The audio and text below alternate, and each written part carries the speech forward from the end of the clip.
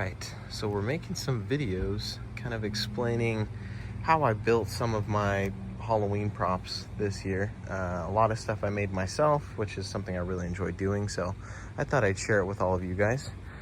This is my pirate chest right here, which I just realized this rib cage is coming off. It needs to be hot glued. But yeah, I guess we'll just start with the chest itself. I got an estate sale, and it was just a regular chest, I guess, right? And I added some of these little plastic skeletons on there. All of these plastic skeletons, I painted them gold just with acrylic paint. I got a belt at a yard sale, and I just kind of hot glued that on there to make it look a little creepier. I did some dry brushing with black and brown outdoor paint, and especially from the street, I mean, even up close, it looks really good. It looks great. I even added some little rope to the handles right there.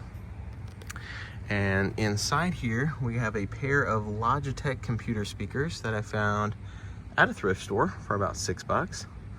And then, of course, we have the pirate's treasure, which most of it is glued down. There's a couple of stray coins that are kind of just hanging around in there. But this is actually a false bottom, which you can see right here. And to get in there, we just lift the lid. Got some creepy cloth kind of hiding the computer speakers. This right here is a little 5-volt LED spotlight that plugs in with the USB cord. So that I just had laying around the house. All right, so inside the treasure chest here, you can see we're using two 120 millimeter AC Infinity cooling fans. Those are from Amazon, and they are plugged into the back of the projector, so they're pretty much always on. That way, every time the projector's on, the fans are on. The projector is made by this company right here, AAXA Technologies, and it came with 8 preloaded scary hologram movies basically built in. And we're using the Accursed Helmsman and Blow the Man Down, which are the two pirate themes that kind of came with it. So it's just a little box. The projector is held in place with a 1/4-20 bolt screwed up from the bottom.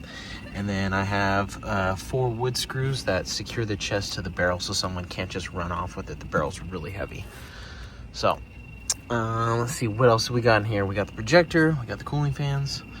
Right here is just a cheap, generic, smart outlet surge protector. So like this outlet right here is controlling the speakers. This outlet right here is always on. This one is controlling the projector. And then this is actually going all the way out and over there. And it's controlling the sea lantern and the lights that go around this side of the yard.